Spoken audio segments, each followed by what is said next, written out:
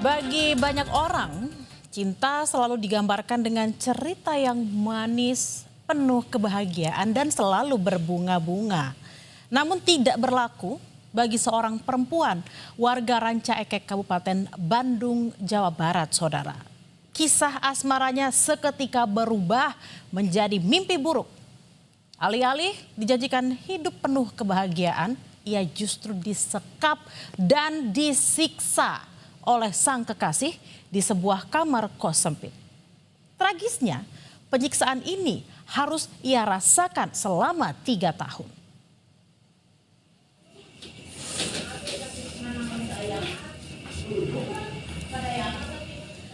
Di sebuah kamar indekos di kawasan Cinunuk inilah korban dan kekasihnya tinggal dalam 3 bulan terakhir, saudara. Kondisi kamar saat korban ditemukan dalam kondisi yang berantakan. Berdasarkan keterangan penjaga kos, terduga pelaku dan korban menempati kamar kos sejak 9 Maret. Saat itu terduga pelaku mengaku sebagai suami korban. Saat pertama kali menginjakan kaki di kosan, kondisi korban sudah memprihatinkan. Korban yang tidak mampu berjalan sendiri harus dipapah masuk ke kamar.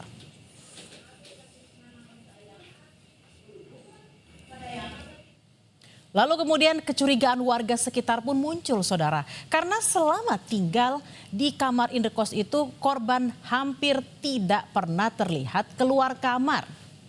Kamar korban bahkan dikunci dari luar ketika terduga pelaku pergi bekerja. Hingga akhirnya pada 9 Juni, terduga pelaku meminta bantuan penjaga kos untuk mengantarkan korban ke rumah sakit. Dari situlah kemudian terungkap kondisi korban yang sudah sangat mengenaskan dengan luka-luka parah terutama di bagian wajah. Saat itu, terduga pelaku mengaku jika korban jatuh di kamar mandi. Kondisinya sangat mengenaskan, ya mengundang empati dan simpati kita, dan saksi satu-satunya yang mengetahui dari para pelaku ini adalah yang bersangkutan. Dan sangat mengenaskan sekali sehingga salah satu mata ini sudah sama sekali tidak bisa digunakan. Yang satunya juga informasi dari kedokteran juga kemungkinan kecil juga bisa digunakan. Dari mana awal mula mereka bertemu? Acara konser musik di Bandung, saudara. Pada tahun 2023 jadi titik awal korban bertemu dengan terduga pelaku. Di tengah keriuhan suara musik, korban dan terduga pelaku berkenalan. Dari perkenalan di konser musik inilah kemudian terjalin hubungan asmara antara terduga pelaku dan korban. Korban bahkan sempat mengenalkan terduga pelaku pada keluarga di rumah. Namun saat itu tidak ada gelagat mencurigakan yang dilihat oleh keluarga korban. Tapi saudara, lambat laun setelah korban menjalani hubungan asmara dengan terduga pelaku, rupa-rupanya korban semakin sulit dihubungi oleh pihak keluarga. Jika biasanya korban pulang ke rumah keluarga setiap akhir pekan, kini korban tak pernah pulang ke rumah. Keluarga sempat mencari korban ke tempat kos ataupun juga ke tempat kerja, namun saat didatangi korban sudah tidak berada di lokasi. Hingga akhirnya diketahui jika korban telah mengundurkan diri dari pekerjaannya di Paster, Bandung. Khawatir dengan kondisi korban, keluarga pun menyebarkan informasi pencarian orang hilang di media sosial. Namun saudara, tak berapa lama korban kemudian mengirimkan pesan kepada keluarga meminta agar unggahan seputar orang hilang tersebut dihapus.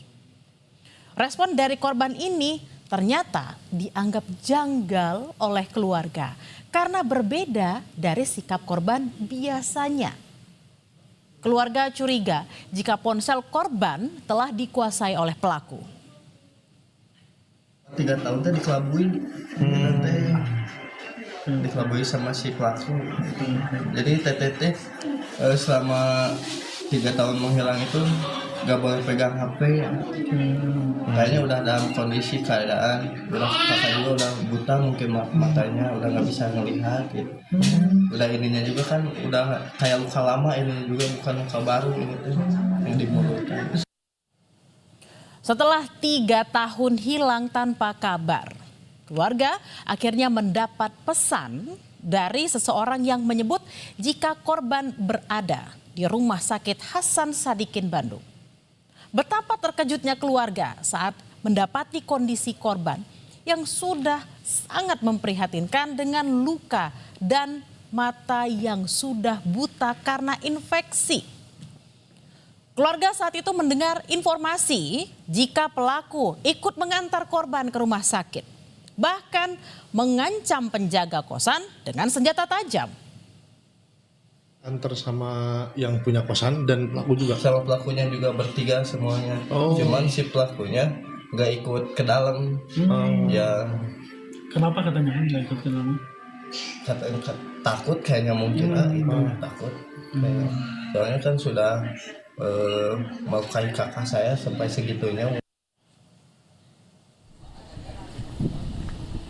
Korban saat ini masih menjalani perawatan medis di rumah sakit dan diduga korban selama menghilang 3 tahun saudara mendapat penganiayaan karena dilihat dari beberapa luka yang sudah lama.